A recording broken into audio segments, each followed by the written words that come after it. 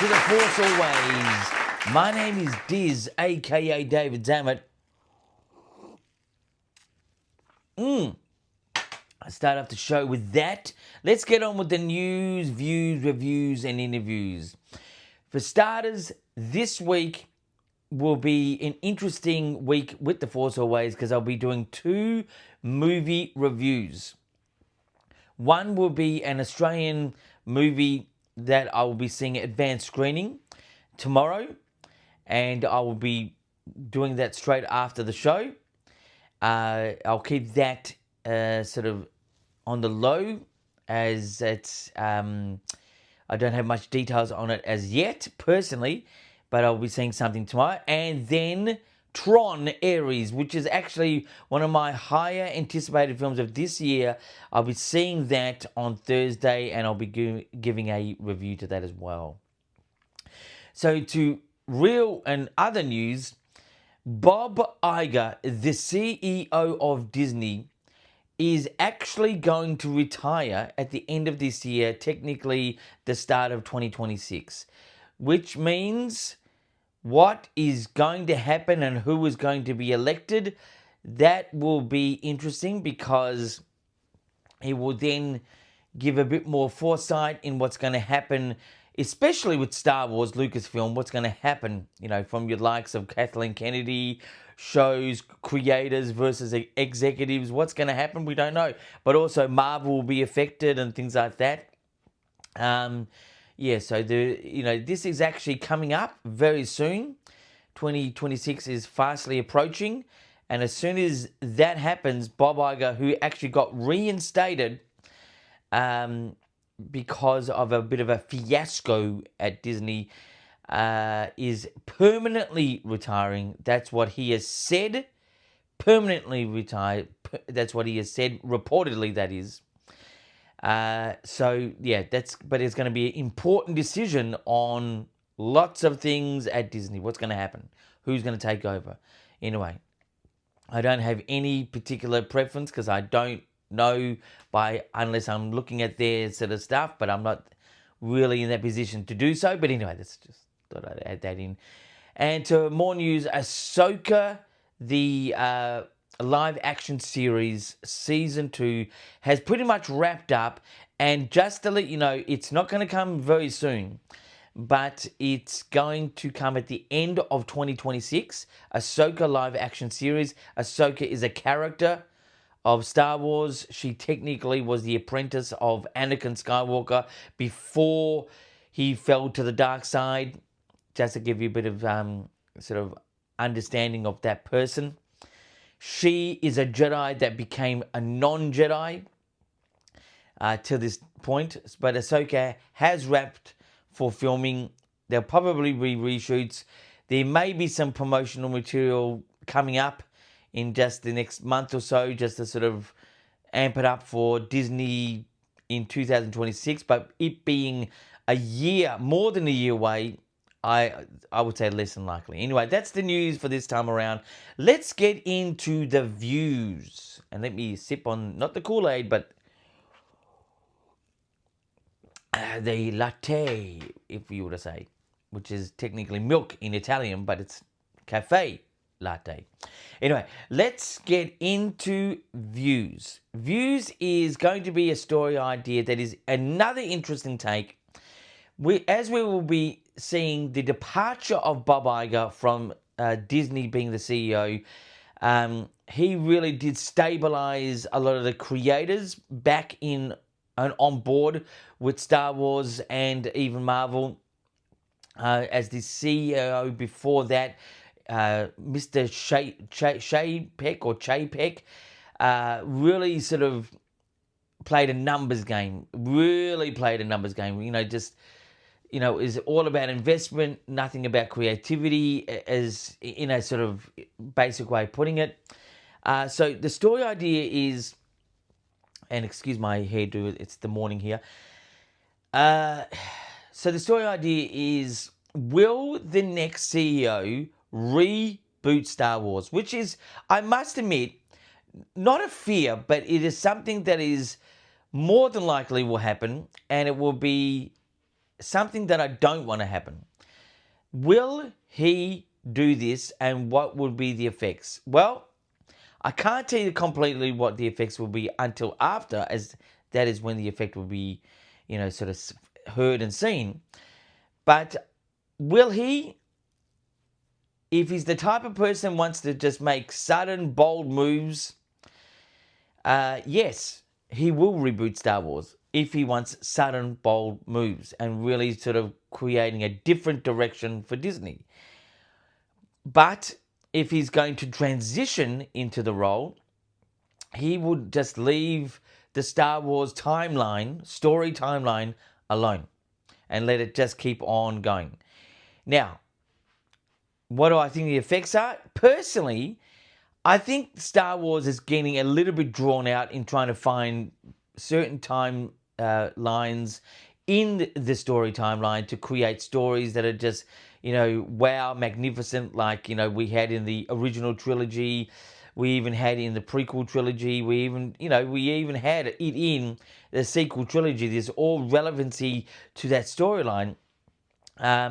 Even though no doubt some people would knock me back on that last one. But the effects would be, I think there would be a lot of fans out there. I don't know. I'm just guessing. Hardcore fans would partly embrace, but I think greatly not embrace. I think there would be an upheaval in the Star Wars fan community because investing all these years, decades, in following the story timeline, yet it just gets rebooted. I think it would be a very big jolt to the system for hardcore Star Wars fans. I won't be against it, but I won't be for it. I would definitely be a bit more chilled on Star Wars at that point. I'd be interested to see what happens. But I just think, I actually don't think Star Wars does need to be rebooted. It just needs to find, the story writers that are willing to understand Star Wars better. Now, that being said, I believe that, having creativity is a real, there's highs and lows. I think having an original creativity is essential for Star Wars at this point in time. But to create an emotional driven story that has realness yet still has that fantasy adventure about it is what is required. That's all that is required, really, in my humble, basic opinion. But I think it would call. So anyway, to answer my question of the storyline, I think it doesn't need to be rebooted, and I'd prefer it not to be rebooted for Star Wars. I think it can just keep going on. It just needs to think of future rather than past. And I think the effects within hardcore Star Wars fans, there's a quietness about this right now, but I think there will be a bit of mayhem. That's just my thoughts. I don't know anything. I don't stand for every Star Wars fan. Star Wars fans differ everywhere, but there's a lot of similarities, but they differ. Anyway, that's my sort of story idea for this time around. Let's get into reviews. Reviews is going to be something interesting again as I rock this. Personally, this here is the official last video release of Star Wars ever. Now, they may have, done reissues of other things, but the actual last film to be released on video was this. The Phantom Menace. That's a video. That right there, video. That was the official. Look, it even comes with a bit of a booklet inside. Look at that. This was the last actual video, new released Star Wars video to be released. And from that point, DVDs, Blu-rays really took over at that point. Just this media was really sort of starting to slow down to the point of zero, which now you can still get things out there that's new, but it's not an official big wide release of Star Wars. This was the last one. It didn't even make it to the episode 2, which was Attack of the Clones, and then episode 3, which was Revenge of the Sith. It didn't even make that. If it did get released on video, it would have been a very small market somewhere in America. But I am sure that this is the last. And so I hold this very prized. Now, Phantom Menace, when it came out, and still to this day, I gave it about 6 out of 10. Like, it was very dry. It's actually a story that I rewatch and I enjoy, surprisingly enough. Because at the time, it was really taken on badly by critics and even audience. And if you think the whole toxic fan base is crazy now, well, it was pretty crazy then. Minus the whole, smartphone and internet sort of explosion of different type of apps, whether it's TikTok or whether it's YouTube or whether it's Instagram, Facebook, whatever. Back then it was not so in your face. But anyway, so this was, going back to it, so I give this, because of the movie, which was not a great ranking movie to me in my Star Wars likings, but I still like it. I accept the story for what it is. And plus, because it's last video, I'm going to give this an 8 out of 10. Just the video package of this, that's it. I'll do this. 8 out of 10. Look at that. Just look at it. Beautiful. Lovely. Phantom Menace. Episode 1. Anyway, that is my review. 8 out of 10 for the video of Phantom Menace. The last official video release, new release for Star Wars. Anyway, let's get into interviews, and you know who's coming up. It's Michael from Werribee South. He loves this show from all the way on the west side, which where I'm positioned right now, I think it's actually over there. It may be not the west side when in the actual video or production here, but the west side where I'm actually placed in the Force Always studio. It's over there. He's over there. Send some questions. Werribee South, Michael. Let's get into it. First question is, what is your favorite Star Wars character? Now, I like to always say, I like all Star Wars characters because they've got something to give to the whole production. But if there's any particular character that I reference a lot from as being who I am in life, especially my age, a bit older now, but I've always taken a liking to Yoda. I think Yoda is my favorite character.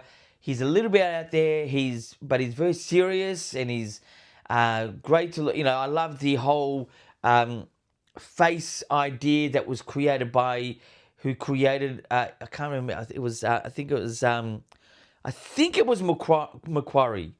Mr. Macquarie, I think it was, but his face, whoever created it, was similar to the Yoda's face, and he put big ears on it, and he created sort of an Einstein sort of looking character. That was what was said reportedly way back in the day. But Yoda would be my favorite character. And the fun fact, when you ask a person who their favorite Star Wars character is, who likes Star Wars, it actually says a lot about their character. I know people who I've asked this question to, and you sort of get to discover if they're a good person or a bad person. I know some people who've said Anakin Skywalker, and that technically is good.